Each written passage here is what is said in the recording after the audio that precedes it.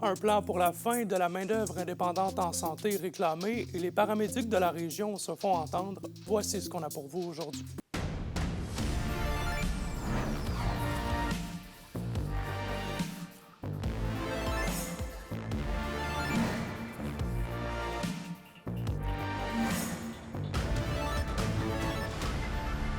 Bonsoir tout le monde, ici André Audet, très heureux de vous retrouver.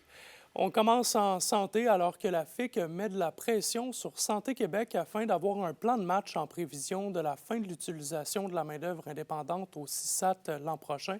Olivier Morin nous donne les détails. À 1 an de la fin du recours à la main-d'œuvre indépendante, la FIC CISAT sonne l'alarme, puisqu'à l'heure actuelle, Santé Québec n'a toujours pas proposé de plan dans le but de ne plus utiliser cette avenue et d'être en mesure d'avoir assez de personnel. Par exemple, au niveau de Malartic, au niveau de Témiscamingue-Kippawa, c'est des endroits où est-ce que la main-d'œuvre indépendante est présente depuis plus de 10 ans. Donc, comment est-ce qu'on va être en mesure de s'en sevrer d'ici 1 an si on n'a pas de plan? En ce moment, on navigue un peu à l'aveugle. Donc, on veut avoir un plan clair avec des incitatifs, avec les moyens pour y arriver, pour justement que dans 1 an, on ne repousse pas par en avant le problème. De son côté, le syndicat national déplore les délais en lien avec les demandes auprès des établissements de santé qui touchent l'embauche au niveau des soins. Dans le cadre de la dernière négociation, il a fallu faire un tour d'horizon complet sur la réalité en Abitibi pour être capable d'avoir une enveloppe spécifique pour travailler sur des enjeux strictement locaux ici. La FIC a aussi l'impression que les réalités de la région en lien avec le recrutement ne sont pas prises en considération. Ce qu'on se fait souvent servir, c'est il va falloir vous revenir, il faut en parler à Santé Québec. On a le ministère de la Santé aussi et le ministre de la Santé là, qui doit donner son aval sur toutes les prises de décision. Donc, on est au beau fixe là, pour une prise de décision réelle dans nos échanges avec le gouvernement. Cependant, des avancées ont été réalisées par la FIC CISAT pour permettre de combler des postes pour être en mesure d'offrir des services. En fait, c'est une entente particulière, hors convention collective, qu'on a signée, qui nous permet justement de mettre certains incitatifs, notamment les forfaits d'installation de 30 000 pour venir s'installer en région, travailler pendant 3 ans, qui nous a permis de recruter près de 40 nouvelles infirmières, puis on sait qu'on en a d'autres qui sont en processus. Et ces initiatives ont déjà porté fruit, comme l'explique Jean-Sébastien Blais. C'est une bonne nouvelle qu'on a réussi à traverser l'été 2025 sans rupture de service.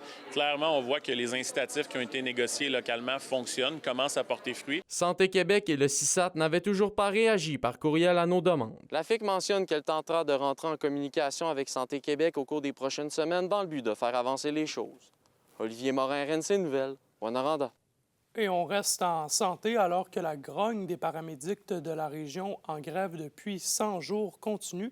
Ils ont eu une façon bien particulière de le démontrer plus tôt aujourd'hui à Rwanda. Les détails avec Zachary Desrosiers. Des morceaux d'ambulance éparpillés un peu partout devant les bureaux du CISAT pour illustrer un réseau de soins préhospitaliers en morceaux. C'est le message qu'a voulu envoyer les paramédics en grève depuis 100 jours au gouvernement Legault. Il n'y a rien qui avance comme on voudrait que ça avance. Là. Ça fait déjà plus que 100 jours qu'on est en grève. On a eu une offre des patrons du gouvernement qui était de moins 4 de l'heure, là, qui est inacceptable, là, puis que... On n'est pas d'accord avec ça. C'est pour ça qu'aujourd'hui, on est ici pour faire entendre notre désaccord. Les travailleurs réclament de meilleures conditions de travail, la fin des horaires de faction et un plan de retraite bonifié. Ils affirment que les conditions actuelles nuisent au maintien du personnel en Abitibi-Témiscamingue. En ce moment, il n'y a pas les ressources pour combler l'ensemble des postes. Les conditions de travail ne font pas que les paramédics restent et s'engagent en région à long terme. Puis ça démontre la fragilité. Ce que ça fait, c'est que lorsqu'il y a des absences maladies, comme il y en a dans tous les réseaux, dans tous les milieux de travail, bien, c'est le réseau qui risque d'en pâtir. C'est un réseau qui a été abandonné, qui est sous-financé. Faut pas l'oublier. C'est un réseau qui est souvent vu comme une dépense plutôt qu'un investissement de la part des gouvernements. La CSN soutient que dans plusieurs secteurs, notamment Malartic et Rouyn-Noranda, il n'y a qu'un seul véhicule disponible, ce qui allonge les délais d'intervention. Secteurs de la région comme la 117, où on sait que d'un bout à l'autre, donc à Malartic, maintenant, il y a un véhicule à l'heure.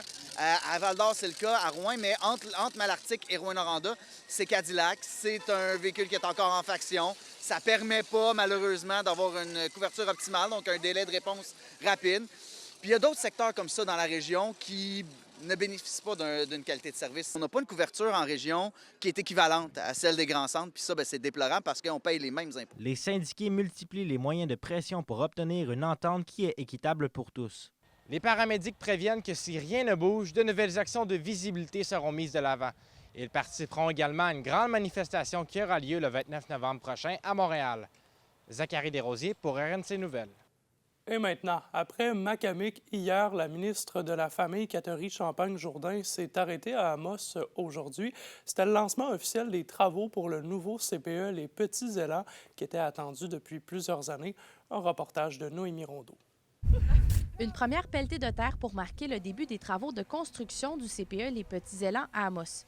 Une étape grandement attendue. C'est sûr qu'on était vraiment contents. Nous, on savait un peu l'avancement, donc j'avais hâte qu'on puisse l'annoncer officiellement. Le projet de construction de ce nouveau CPE a été annoncé par Québec en mars 2022. Au départ, il devait être livré dans les 2 à 3 ans suivant l'annonce. Nous voilà maintenant 3 ans et demi plus tard et les travaux viennent tout juste de commencer. Au moment du premier dépôt des plans qu'on avait utilisés, l'enveloppe ne suffisait pas à couvrir les coûts qui étaient prévus à ce moment-là. Donc, on a eu à venir faire certaines modifications pour venir s'assurer que tout ce qu'on mettait était requis. Donc, on a fait des rationalisations un petit peu pour réussir à être dans les enveloppes. C'est sûr qu'il y avait la réalité ici en région que les coûts étaient plus élevés qu'ailleurs. La mise en opération du CPE est prévue pour septembre 2026. Au total, la garderie accueillera 80 enfants, dont 20 poupons. Cette troisième installation du CPE Les Petits Élans viendra soulager quelque peu la demande, alors que sa liste d'attente s'allonge à 400 personnes. De ce nombre, il faut préciser que certains ont pour l'instant une place en milieu familial, mais ils souhaitent transférer en CPE. Il y en a qui peuvent déjà avoir une place, mais qui souhaiteraient peut-être avoir une place en CPE pour diverses raisons. Avec le nouveau portail là, qui va être disponible sous peu, j'ai espoir qu'on va peut-être avoir un meilleur chiffre là, du nombre d'enfants en attente, mais c'est sûr que c'est un grand besoin. On veut que des familles restent, mais d'autres familles viennent s'y installer. Alors, ça prend des services, ça prend aussi des places. Les travaux de construction se poursuivent et pendant ce temps, la direction du CPE des Petits Élans d'Amos poursuit son travail de recrutement. Entre 16 et 20 éducateurs ou éducatrices en garderie seront nécessaires pour faire fonctionner ce nouveau centre de la petite enfance. Noémie Rondeau, RNC Nouvelles, Amos. Et au culturel, la pièce de théâtre Ma vie rouge Kubrick est présentée aujourd'hui et demain à 19h à l'Agora des Arts de Rouyn-Noranda. Cette œuvre pluridisciplinaire bouleversante vous plonge au cœur de la mémoire et du pouvoir de la fiction.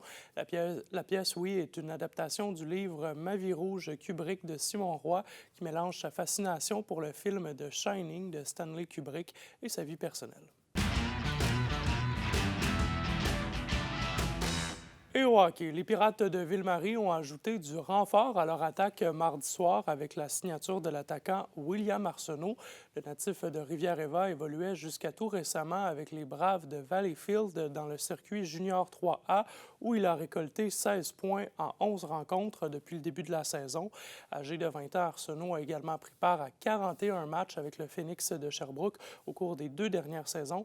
Il avait également été recruté comme agent libre par la formation de l'Estrie en 2023. Les 2 équipes du club de soccer Boréal de Rouyn-Noranda se sont qualifiées pour les finales de la Coupe interrégionale de soccer Québec disputée à Québec du 11 au 13 octobre dernier. Les formations U15 féminines et U17 masculines ont toutes 2 atteint la grande finale, repartant avec la médaille d'argent.